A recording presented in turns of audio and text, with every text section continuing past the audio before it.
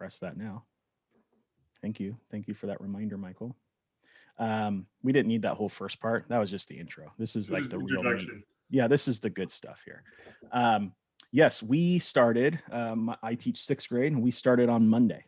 And so we had small groups coming in on Monday and had to go through that whole transition process. And the 2 weeks prior to that, we're planning, how are we going to do this? What is it going to look like? We created a brand new schedule. We had our web leaders, which is our version of Link Crew, giving personalized tours 6 feet apart that they had to sign up for in advance. So there's all of these steps that we had to go through, safety protocols that we had to learn.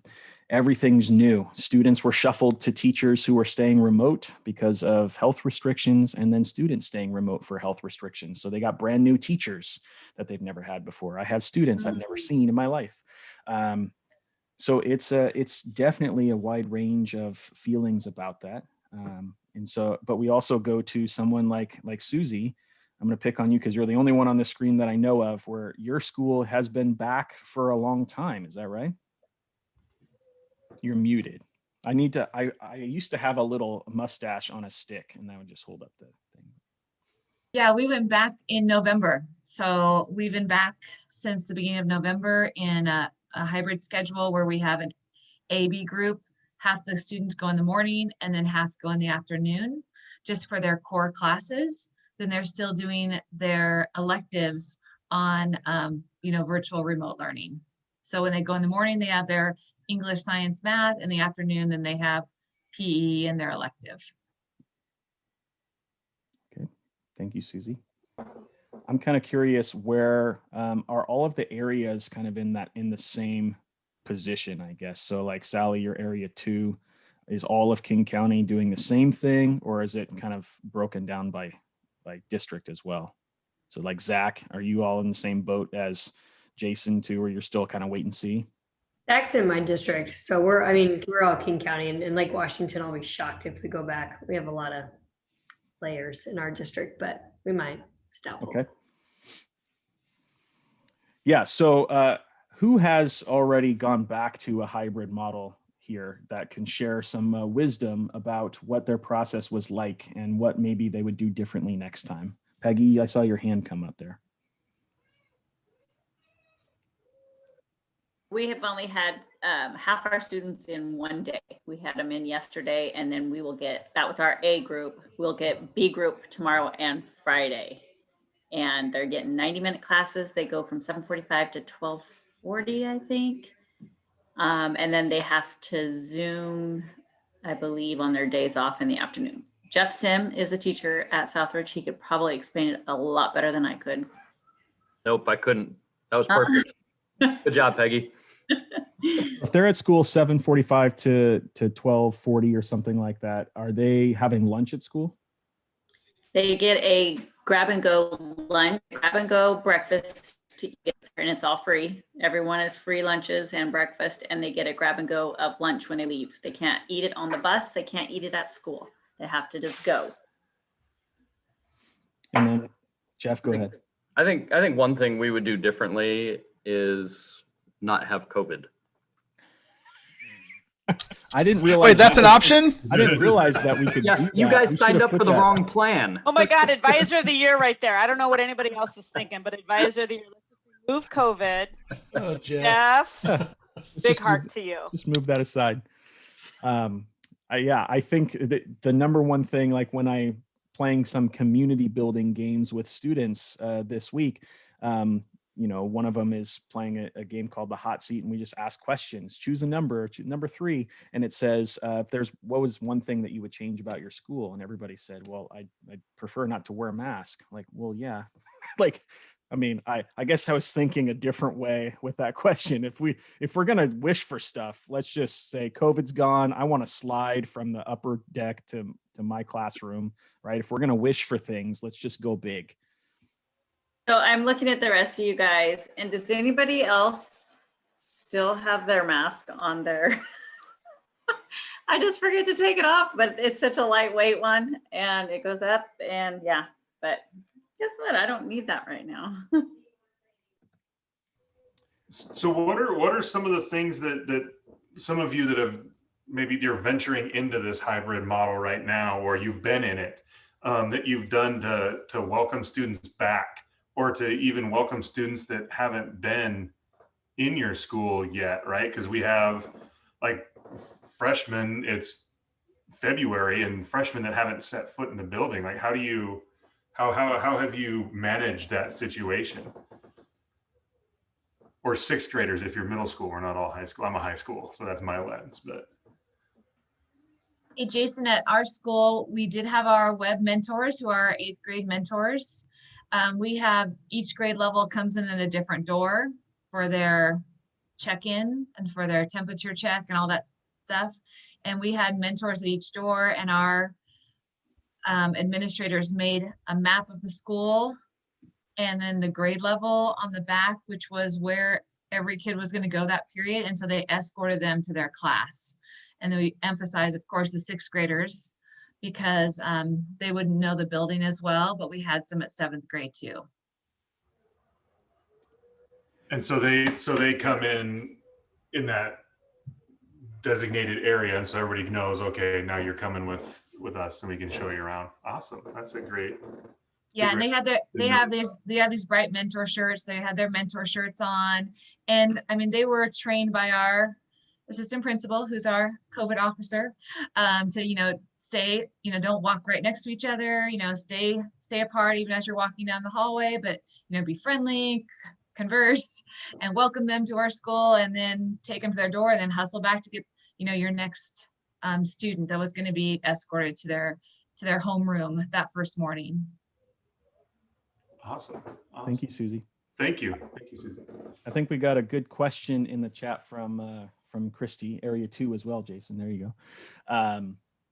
So wondering about mental health issues coming up as you see students returning to campus. What mental health kind of issues are you noticing that students are coming with?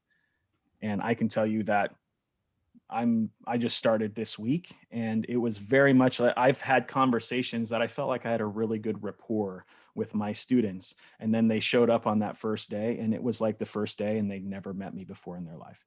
And a part of it is probably because they see me from here up all the time, and then they see me in person, and I'm like 6'1", 250, and so they're probably like, whoa. And so I think it's a little bit different, but they're also in a brand new place with people that they may not have seen because their cameras are off all the time. They may not have conversed with at all. And so there's a lot of layers that we're noticing. And so we realize we need to do a whole lot of front loading, obviously, with the community building and getting to know each other and helping them feel comfortable, because no matter how much the lesson academically is sound, if they don't feel comfortable or confident, then they're not really going to learn a whole lot. Christy has a question. Go ahead, Christy. So just to clarify, so I am in King County. I'm an SPS. I don't expect to go back this year at all. So my question, and something that's been a topic of conversation for a lot of us, is not honestly knowing what is going to, like, are you noticing specific things that are making kids feel nervous? Like, are they nervous in the hallways? Because there's people around? Are they nervous in classrooms? I've heard, like, a friend that teaches in Wyoming is like, she's been back all year, and she's like, kids just wear masks. It's not an issue. It's just what we do. I don't know. Like, I don't know how to prepare. And that's my question for people that are starting to go back is there anything that you can tell us about, like, this is a thing we're noticing? Christy, we go back here in a couple of weeks, but we've been doing tutoring for like some of our school dependent kids and things like that. And supposedly, small groups. Well, one day we had kids. I had like 3 or 4 kids in my room, and then another teacher that was supposed to be there couldn't be there, and so the security people just brought his 5 students down to my room, and so there were like 10 kids in my room, and it was the very first time for those kids that they had that many kids in a room, and honestly, it kind of freaked them out. They were like, I could see them, and to be honest, it kind of freaked me out because, we were told, especially when we first started, keep them all apart and social distancing. So I think that's just people who have been back with their classes. I mean, we're going to be doing a hybrid so we're doing an A/B model. So half the kids will be A. We teach all 6 classes all day. Half of them A. On Monday and Wednesday, and Tuesday and Thursday we repeat and do B. And then Friday is asynchronous. But yeah, I mean, when I just had 10 kids in my room, they were kind of nervous, freaked out. I don't know what we're going to do when I have 18. But yeah, I think I'm just assuming that it's just going to take some time, I guess. Is that right for other people who've already done that? You know, Tim, we just went back yesterday, but I was talking to another teacher and she didn't have any kids yesterday, and she was asking me how it went. And I said, it's a first day of school feel, but without the excitement. It's a first day of school, but it's like a nervous thing, because not only is it the first day of school and they don't know the people in their classes, but they're also wearing masks and they're 6 feet apart from everybody. And so it's going to take some time to work through that, I think. And do you that was guys kind of the feel yesterday? So we found out through we have to take their temperatures. First period teachers have to take every kid's temperature. They're not doing that at the door. Because if you've ever been to Richland High School, we have 450 doors at our campus, and so the MOU through the union was we're going to take, so the first period is 5 minutes longer, so we can take everybody's temperature, and of course that means they've been in the building for how long and walked around with a fever, and so they thought that one through. That's one of many things they haven't thought through. But plus, we're going to be introducing a closed campus to Richland High School for the first time ever, and so that's going to be fun for whoever's having to enforce that, because it ain't me. What we've noticed in SELA since being back in November is that they're very quiet. So they're really quiet. They don't want to talk, like unusually quiet, and they come to the classroom and they stay in that room with their cohorts the whole time, and the teachers rotate. And believe me, the teachers did not want to do that. We don't want to rotate. We don't want to leave our stuff. But that was also to reduce the amount of time they're in the hallway in that transition period. So if teachers are just rotating, then the students aren't. But just this week, so this is where we've done it for 2 months now, they said they feel like the kids are starting to talk some more and starting to not be so quiet like they have been the first 2 months. So that kind of goes to Christy's question of what are you expecting? I'm very quiet. The masks kind of, I don't know, it's just this whole feeling of just being quiet. I'm sitting 6 feet apart, and that awkward feeling. So after spring break, we should all be back to normal. So that sounds great. Awesome. Michelle? I only have experience with coaches who are on campus, and clubs are starting to go back. So that's where my lens is.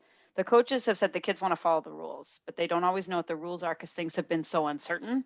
So there's a part of me that think things need to be so logistically clear so that they have a really clear understanding of this is where you stand and this is where you go. And they're not used to that in their buildings. They're used to owning the buildings. And so I think we're seeing some of that with the anxiety. I also think they're feeling, according to the coaches I've spoken with, that is there shame for going back? Is it okay that they go back? Their peers didn't go back. Are they less than for going back? Should they be going back? I mean, there was a shift in the last 2 weeks with student mindset of, you dropped me into the system. I understand the system now. To go back means I'm restarting the system. I don't necessarily want to go back and restart. Let's just wait till the fall. This year's a wipe. So we're also dealing, I think, with some of that in our building. But Christy, I think it's what I am seeing is that the kids just want to follow the rules and know what to do, but they're also kids and that they want to be together. So they might get together and then the coaches are having to remind them 6 feet apart again. No, wait, we want to be in the 6 feet apart again. So I think there's just a lot of uncertainty of what it'll look like, and that increases the mental health part. So I think as much as we can do to be really clear about the logistics, like this is where you're going and this is what you're doing. And I was looking at Jen's question about the web leaders. Part of me is like, maybe we do some online training before we go in. Maybe we have an online orientation a couple of times with your Patriot crew or your web leaders or whatever you're calling them, and you do some online work and then you go in. This is what's going to look like if you go back. And if you choose not to go back, that's okay too, because I think we have to honor those kids that are choosing not to. My son's not going to go back. He doesn't want to. It'll increase his anxiety too much. I'm not going to have that happen for the year. But I'm going to go back. So then how do we deal with that too? So I think it's just really seeing them for where they are, and staff. and being okay with being vulnerable about it. And I'm going to lower my hand because apparently that's what happens too. Jen? Oh, we can't hear your audio, Jen. Sorry. You're not muted, but we can't hear. I don't know. Okay, so There you go. Yep. you guys give them mask breaks? Because I know for me, I really do get overheated and I've passed out a couple times. So I'm worried about the students. How do you guys solve that? Susie I'm going to defer to, you don't have mask breaks. Yeah. And that's where, that's our stance as well. They're only on campus for us for 3 hours from 9 to noon. And so we don't have, if a student absolutely needs a mask break, then we actually have something where we would phone the office and they would come down and take that student to a place to take a break and then come back. See, and we will, when we start, we will be 8 to 2:45 with a 30-minute lunch that they can take it off while they eat, but they can't talk. Okay. So that's what I'm thinking.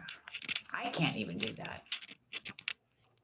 One of the things in the chat that Becky Lamont just popped in with was that they created a video at White River School District that I used to teach over there, and so I'm still seeing some of the social media, and it was a really good video about like exactly what the rules are, what step by step, what to do, what the kids can expect. I was pretty impressed with watching that video. So, she put that kind of the explanation chat there.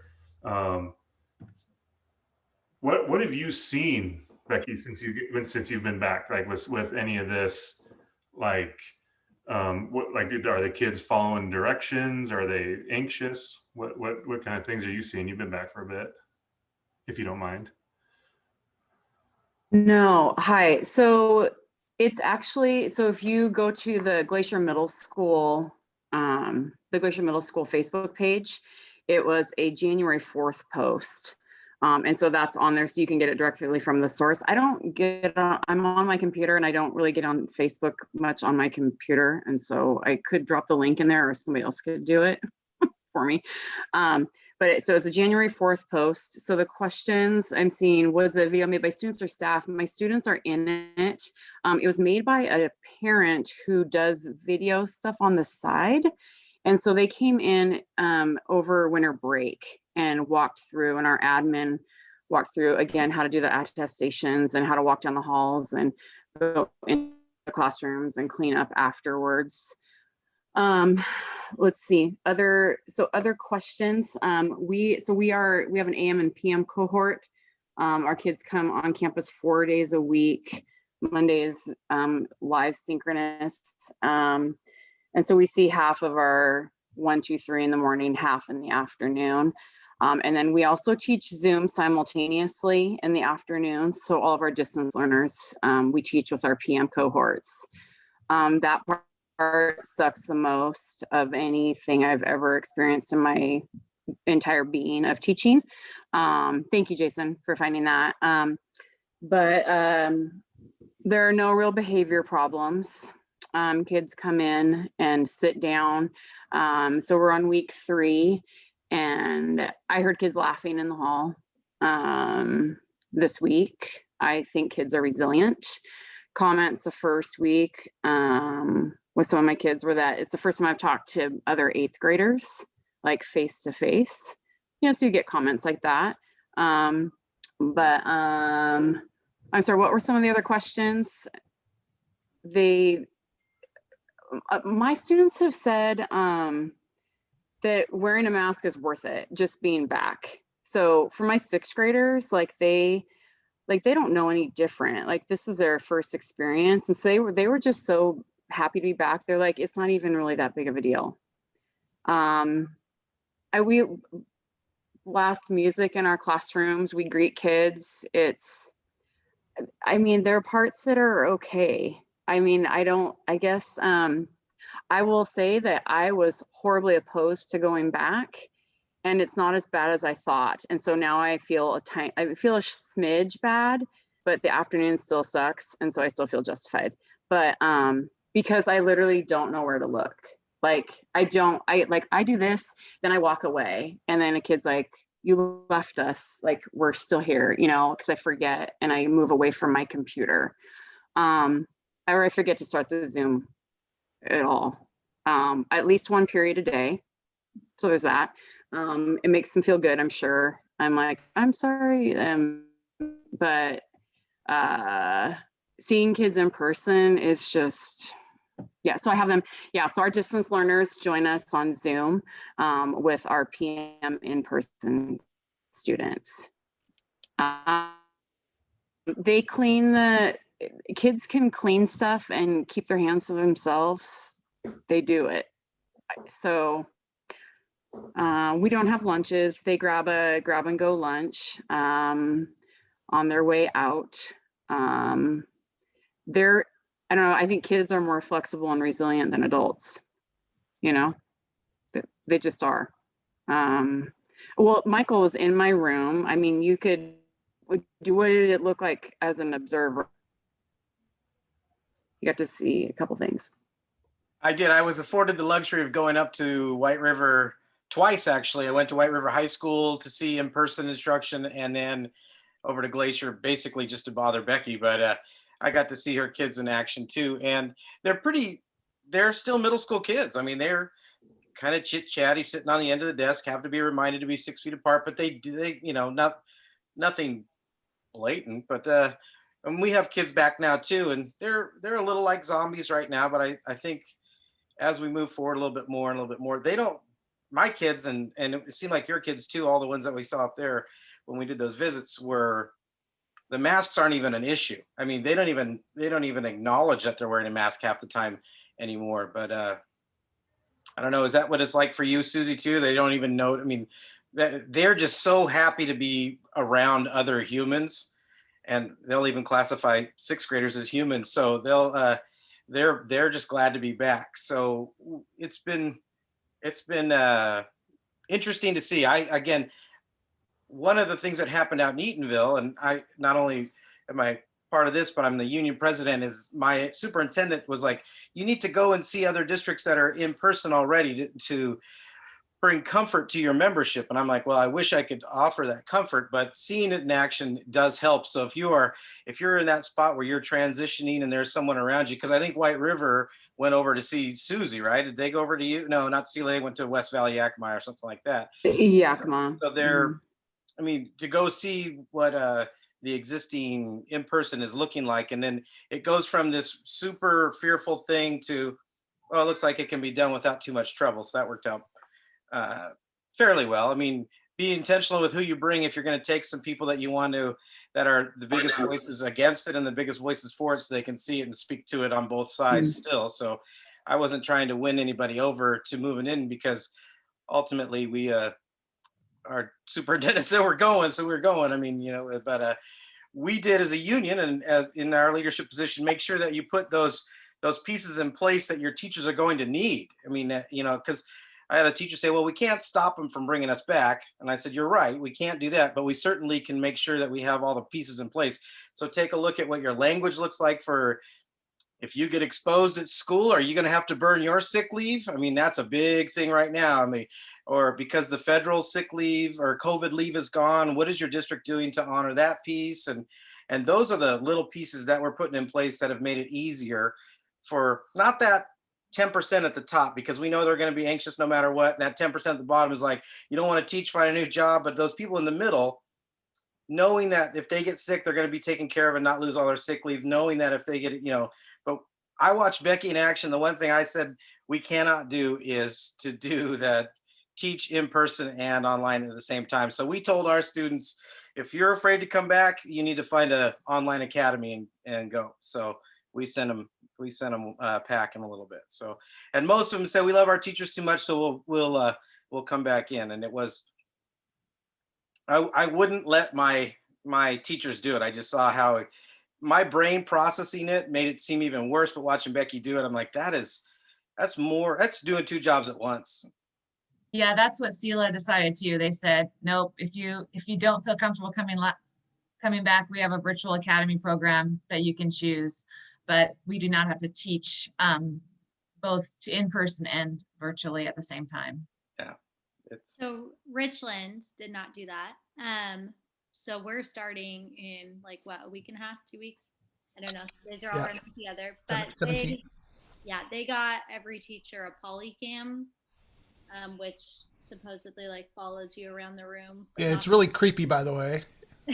I haven't tried It's it called out. it's called Poly Studio Cam, and you put it in the back of your room, and it follows you, and then when it finds you, it zooms in on you. So if you're like at your desk or the whiteboard, but yeah, so we're doing live and in person, live Zoom and in person at the same time. All 6 periods a day in a row. At least you couldn't walk away from it and forget about it though. Well, it's fun to try, and there's a little green light underneath the lens that tracks you. So anyway, yeah. So it'll be interesting. I mean, that's better than a webcam, I guess. On top of your computer, but it's still, I don't know. We'll see. Those first generation tracking cameras were always like 3 steps behind you, so they were awful. So hopefully the technology is a little bit better. Otherwise, you might as well be using a webcam. So can I ask, of the group here, what percentage of people, is it 50-50 on doing live and Zoom, or is it mostly one or the other? Put your hand up if you're doing some sort of like 50-50 thing. Oh no. I don't know how to do that, but yeah. The reactions button. There you go. We're a Teams Academy. Raise hand on there. Oh, raise hand. There you go.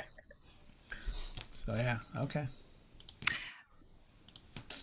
In our district, they had to make a choice, the students and the staff. So in the district, 70% of the students have chosen to come back and 30% have chosen to stay hybrid. And then the teachers had the opportunity to request to stay remote, but it's causing a huge problem in our district because they have the opportunity to teach. Uh-oh, we lost you. Lost you, Jen.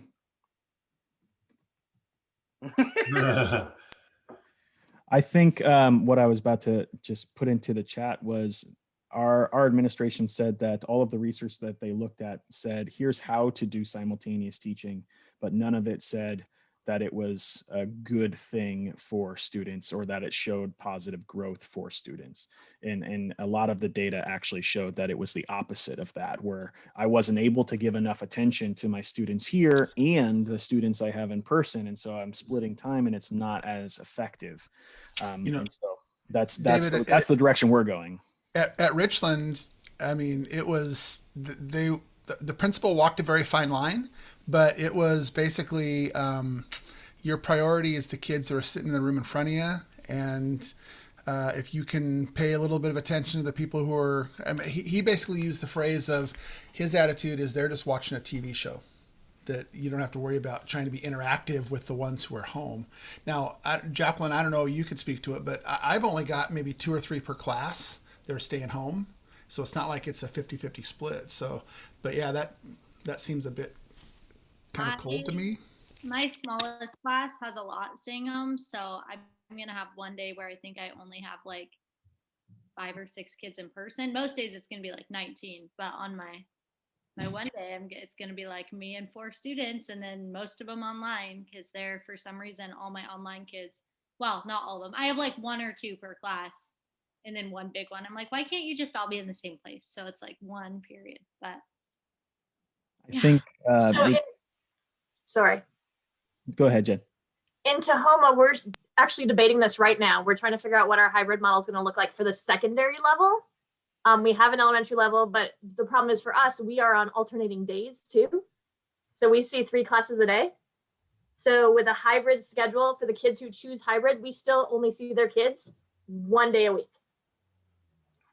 And so currently we see them 2 days a week, at least in the middle school level, and we'll be going down to 1 day a week and trying to kind of figure out what that looks like. So for us, we have an additional, so we actually have 3 groups. We have the 100% online kids, we have the hybrid who are in person today, and we have the hybrid who are at home today.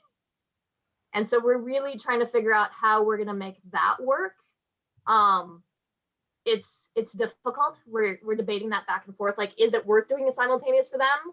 Can we design a reasonable 100%? Like, we haven't figured it out yet, and we're supposed to have an idea by the end of next week. So that'll be fun. I do think it's interesting hearing how different districts are handling it. My wife's district is right next door to mine, and they are not allowing teachers to teach. So like we have teachers who are staying home and they're teaching the remote classes. Mm-hmm. So we have that luxury where they are still doing their job, but they're doing it remotely for health reasons. My wife's district said, nope, you can't do that. And so any teacher that cannot come back has to take leave. And right now their leave is their sick leave until it runs out, and then it's not paid. Yeah, we don't know how many kids are going to pick 100% remote. So it might be that one of my periods I teach to the 100% remote kids. Like, we just don't know. We haven't surveyed parents because we want to get the model figured out before we survey parents. So I'm curious. So those that went back, did other people send out surveys first to kind of get that breakdown?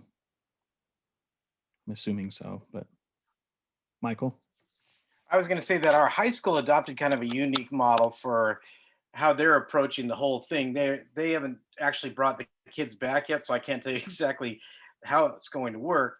But right now we're currently doing just 9 to noon, basically periods 1, 2, 3, A, B day stuff, and then there are asynchronous stuff in the afternoon. Well, instead of the afternoon being asynchronous, that's when they're going to come in. So everybody's going to be online in the morning, and then the A group, you'll have 1, 2, 3 Monday morning, and then the A group will come in person for 1, 2, 3. So if you're like a lab teacher, for example, you can intro the lab in the morning, and then when they're in person, they can execute the lab. And then Tuesday would be the B group. So 2 days a week they're coming in person, plus 4 days a week of online instruction. So that's the high school approach. A little bit different than the middle and elementaries in our district, but they were looking for just a way to increase contact time and still kind of have in their pocket the ability to go back to full remote if something were to happen. Although we know the governor said that once you start, you're not going back unless it's catastrophic, but we hope that's the case. But so it's kind of a different model, and it wasn't as strictly AB, and it wasn't AM PM or anything like that. It was a kind of a hybrid of what we were doing versus and adding the in-person instruction to it. I was just typing to somebody, but my school, we just started small groups on Monday, but based upon the numbers, we hit the cutoff for hybrid. And so now we've already been told, now we're going to go to hybrid on the 22nd, which is a different schedule again. And so we just switched to a new schedule on Monday, and now we're going to do a new schedule again on the 22nd. Our 7th and 8th graders aren't even back in the building, so they'll probably just come in with that schedule, which is fine for them. But it's just, it's a kind of a whirlwind for us teachers trying to help navigate students through that process, but also for us trying to get used to it. We don't have bell schedules, so it's just all of a sudden, oh yeah, now I need to switch this class, but it's never been on that schedule before. So were other schools able to keep to somewhat of a normal schedule, or did you have to create something brand new?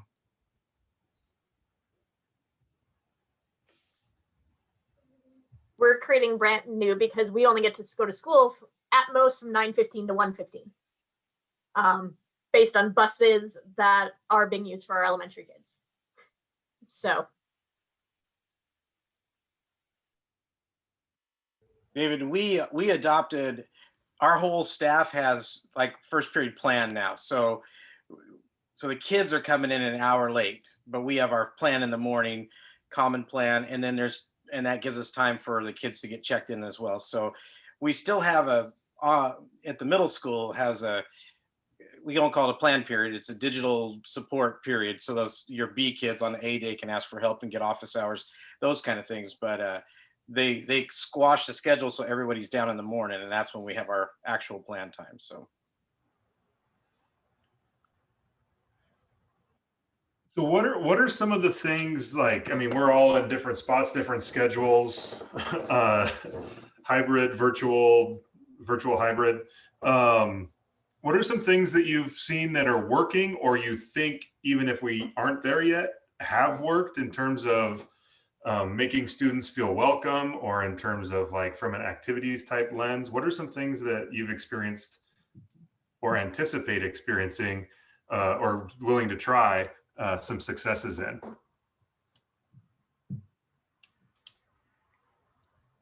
I know for our first day yesterday, we weren't allowed to have any sort of freshman first day, which don't get me started.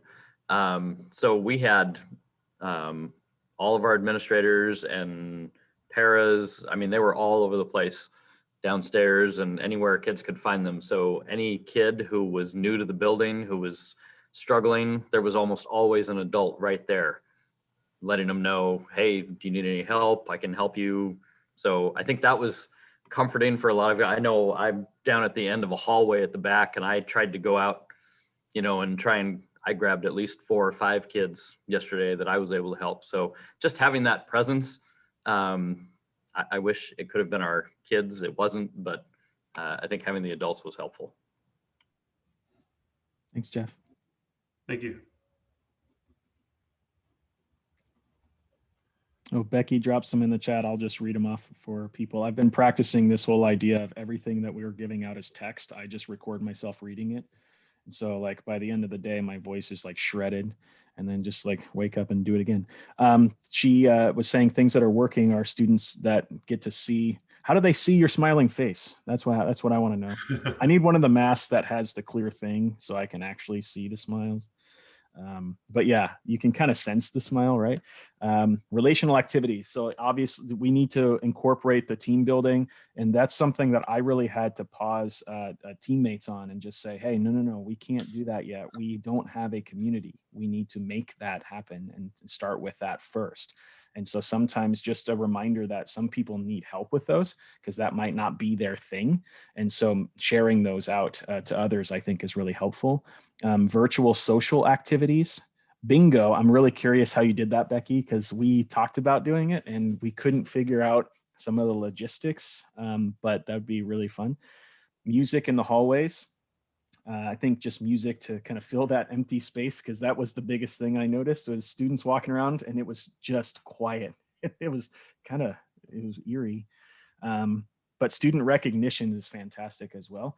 Finding ways to just let them know that we are proud of them for everything that they have accomplished so far. Those are great ideas. Does anybody have any recommendations for some of that? Like, I know that my comfort level with team building is like, get really close. And, does anybody have any ideas for some of that we can do at 10 feet apart?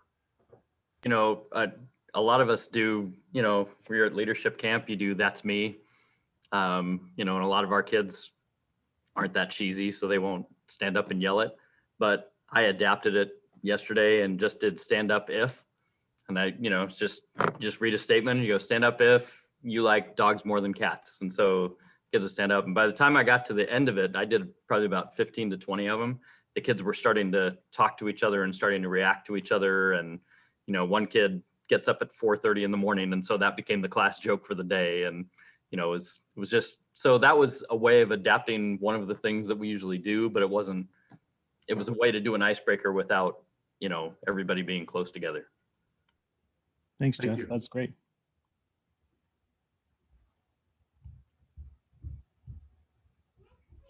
I just wanted to say I do have one of those masks that are see-through, and everyone says they're really creepy. So I'm going to stick to the not see-through ones because yeah. Jacqueline, it's only creepy when you put it on Tipsy. It's not as creepy when you're wearing it. Let's be clear. See? Cat lady over here. Just teasing. My students are all like, are you going to bring Tipsy to school with you? I'm like, no, I can't. But they love her. So she brings my kids joy, Michelle. You bring me joy, Jacqueline. And Tipsy. We did a 4 corners COVID style.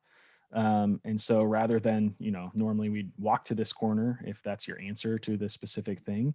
And we had them hold up a school appropriate number of fingers to whichever answer appreciated for that particular prompt.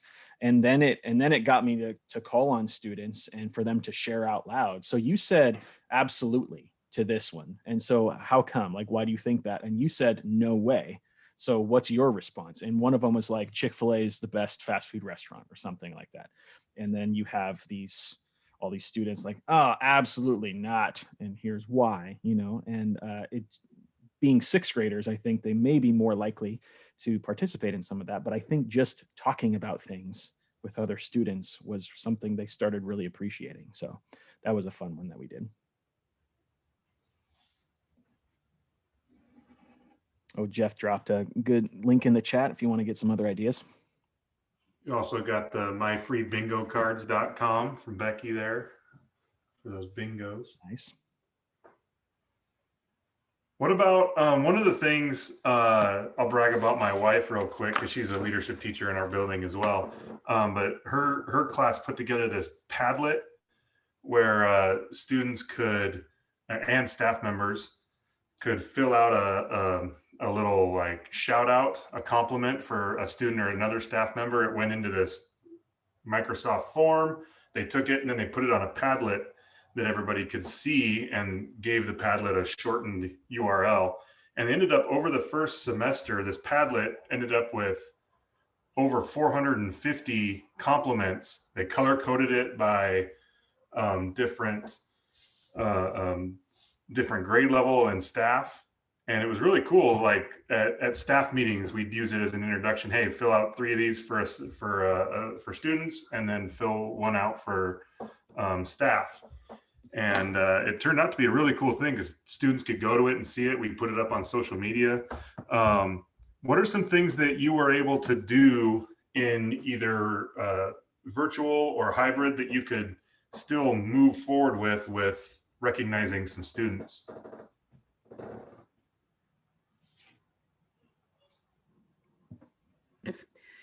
If I could say, I can't remember if I shared this before. I created a form that I just sent out a Google form to my students with a list of choices for how they want to be recognized. Did I share this before? I can't even remember, but that has been like the most helpful thing, because then like some of them just want an email. Some of them want to be the class DJ. That's what I meant by that. Some of them want to like spray the tables, like, it's whatever. But like what I think they want to be recognized by is not necessarily what they want. Some want a sticker, right? But virtually you can send, and you can send stuff in the mail too, something simple like that. But someone want a postcard, someone want an email, someone want a phone call. I actually don't like talking on the phone, so I don't leave that as an option. So you could tailor yours to whatever you wanted it to be. Maybe they get to choose the spirit day for the class period if you're on, Zoom or whatever. So that's worked really well for them. That's awesome. Thanks, Thank you, Becky. Becky. It's like we did love languages today in class. It's like recognition languages. That's great. Anyone else? Any other thoughts, ideas? Our admin is pretty awesome. Every Friday, they will go to students' houses to deliver awards. But they like take turns going and doing that as a part of their that's their meeting block for that Friday, is to go and do those things. And it's been pretty amazing. We've received a lot of positive responses from families from that. So I don't know, it might not be doable for everyone, but it definitely was impactful. I can speak to one little thing. So for the last couple of years, I've made a concerted effort, because I'm not very good at it, to send 5 postcards a week to different students. And usually mine are the only postcards in the bin, but I was sharing that with the staff, and now the bin's full. And the cool part is when we were all remote, when these kids, they would hold up their postcards. So you don't think much about it, but we talk about the power of a handwritten note. So it's a real simple thing, and you can get a lot of people on board real fast. So I have 5 periods, so I pick a kid from every class and just put one out. And it's one thing if it's just you on your island, but when you can get a lot of your staff marching together, it really can, it helps those kids feel like they belong.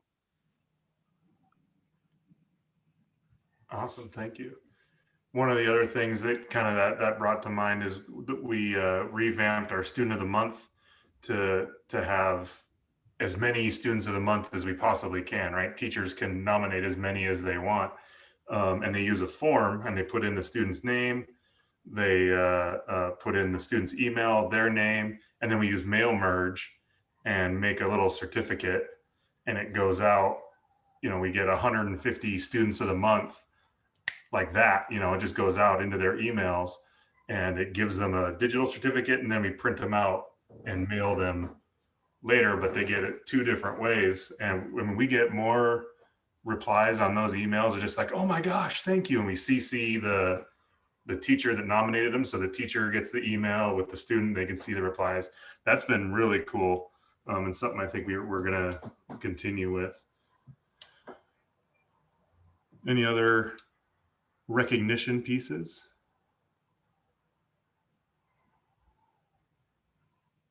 What about questions? Any just like random questions we haven't covered? We got about 5 more minutes ish of like questions you have about hybrid. We've got some lots of people here in lots of different spots that have some ideas. Any questions or maybe comments? Something like you're like, hey. This question is not so related to hybrid. So anyone who can help me with this, I'd love to connect outside of WACA Wednesday. But I met with my junior class council today, and a couple of them are in exec, and they really want to figure out how to do some kind of event for prom, even if it's an outdoor, socially distanced, not normal prom at all type thing. But if any of you are doing something like that, please talk to me about it, because they already got Tolo taken away last year. That happened the weekend everything shut down, so we had to cancel it. So my junior class has only had their freshman Sadies from 2 years ago. So if anyone has things they're doing at their school, I would love to hear from you. That is it. We got time right now. They would throw that out. That's it. I mean, I'm sure there's. I think it's perfect timing because Scott Bakovich just joined us. Great ideas. Take it away. Hey, one thing I was going to mention is that our numbers in Yakima are still really high. We have like 800 per 100,000 over a 2-week period. And when we thought we were going to go back in November, we're like, this is crazy. Like, what? Why? You know, we haven't met any of the metrics to go back, and we thought it was, it seemed really scary. And, but then it went back. And as Michael said, you know, it's like you kind of ease into it. And now I'm speaking to, because I'm still in remote. These are for our core teachers. But with the social distancing, with the mask wearing, we've had no cases of tracing of COVID that's been at our school at all. They found no, you know, people have gotten it someplace else, but they haven't gotten it at school. And so I know that it seems, I heard someone talk about the metrics. I think it was you, David, that, you know, it's like you met the metric for hybrid, like we're still not even close, right? And somehow our health district's like, go for it. And our high schools are starting up now too. They're going to be, I think by the middle of March, our high schools will be going also. So they can make it work, but we're very strict about your attestation, you know, all the things we're super strict about, 6 feet apart, masks, and all that kind of stuff. So that's what's making it work. Thanks, Susie. Yeah, I think there was just, correct me if I'm wrong, but I think there was just some new information pushed out that like choir and PE and band, or maybe it's just choir and band can meet now, but they have to be 9 feet apart. Is that right? Mm-hmm. So yeah, that's going to be interesting. I don't know about some of your classrooms, right? Our choir and band rooms are bigger, but I don't know about having them 9 feet apart bigger. So we'll have to see about that. They want to meet on the bleachers. They want to go outside and put the kids in the bleachers, which is a viable option. So outside is always an option, even if kids come back, those larger groups. I believe my drama teacher's planning on doing an outdoor play, and they rehearse outdoors. It's blocked outdoors, whether it's on the parking lot or on the football field. That's his game plan. He's got a plan to Zoom it if it has to be, but really he wants to try to do that. So I think we're getting more and more creative, but like Susie said, as long as we're smart about it and the numbers do what they do, I think those things can be done.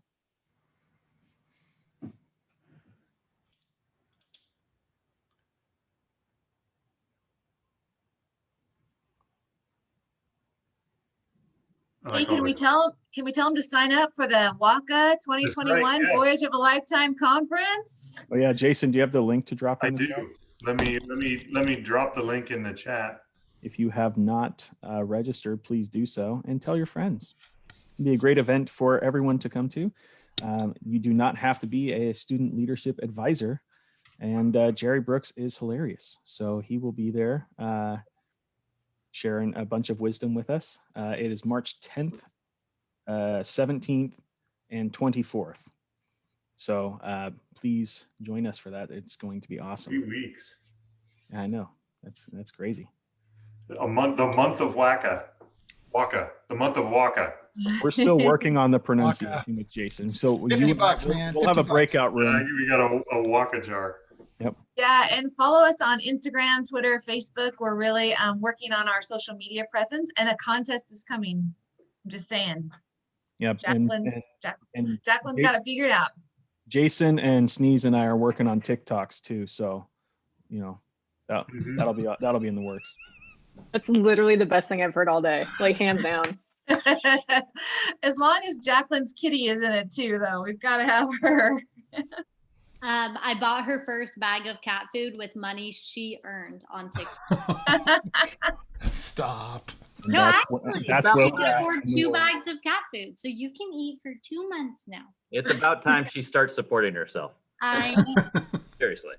You know how sad I'm gonna be when your cat makes more money than me. I'm gonna be so sad. I'm gonna be so happy if that but yeah, tomorrow, check the gram. A little bird says there might be a contest happening. Not tomorrow, Friday. Tomorrow's not Friday. I wish it was. It's not. I just realized today's Wednesday. That's even more sad. That is sad. But Friday, check the gram. Exciting things happening. Yes, the Graham Turner. Honestly. What's the I cracker? have no idea what you're talking about. I had a student teach me how to make an Instagram poll yesterday on our official Instagram. It was pretty sweet. I was very proud of myself. 2 options. All right, everyone. We wanted to let you know, 1, please register if you have not already, and 2, we appreciate you for taking the time being here. If you would like to stick around for a little bit and chat with some amazing people, you may do so. Otherwise, that is the end of our time together. Thank you guys. That was awesome. Yeah, well done, guys. Really good. Nice Good job, stuff. David and Jason. Thank you. Thank you. Hi, Scott. How's it going, man? I'm good. I wanted to join on time. I was going to be only 15 minutes late, but my training went over. I stuck on with you. I had a training till 4:45, and then I stuck on to show some additional resources, and I was like, no, I'm not going to make it, but I figured I'd pop in to say hi. So it's good seeing faces. I miss faces severely right now. So it's good to see faces, and it seemed like the session went really well today. So that's awesome. Yeah, we talked about a little bit about just how are we going to create community, just pulling off of your background there. My Wade, I had a kid put me on blast a couple of weeks ago, and was because this is a mural in the new studio, and they were like, you could have just gotten a green screen, right? And I felt so targeted, and I was like, that's fair. Could have done that. I didn't think of that, but okay. So that's fine. I did my best. It looks great. And it's the real thing, right? It is the real thing, as real as a mural can be. Yeah, it's way too big. It's 10 feet tall, 12 feet wide. It's much.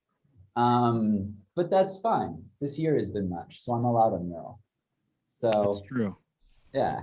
I like the colors and stuff. It's almost like the new WACA logo. Like, it's kind of like ours. Oh, sweet, I mean, now you guys just need to get like for the conference this year, you guys just need to get like the full studio setup. Like, I gotta send you guys some stuff. I got the mic. I need to get the backdrop. You need the backdrop. You need because like when I'm looking down here, I'm looking at a screen. I got cameras on other sides of the room. So we need to get you guys like the camera set up. We need to get you the whole so we can like switch cameras and like. Oh, that's sweet. We need to do that. How about we just take a field trip to you? instead. I just had, so some of the folks from CATA just dropped by last week. And they were like going through and like taking pictures and notes. I think they're going to do something like that for their MCs. So I just, yeah, they were in here all masked up with me, looking at everything and writing everything down. So yeah, it's good to see faces. So I had mentioned to David and Jason at a meeting last week, we were talking about probably not having a WACA Wednesday in 2 weeks. Jamie and the communications group kind of talked about that, like having a little bit of a break, so that anticipation and excitement can build for the conference. So we'll talk more about that at our board meeting. But that's why we didn't announce it. But the next WACA one, because I said hold off, because I think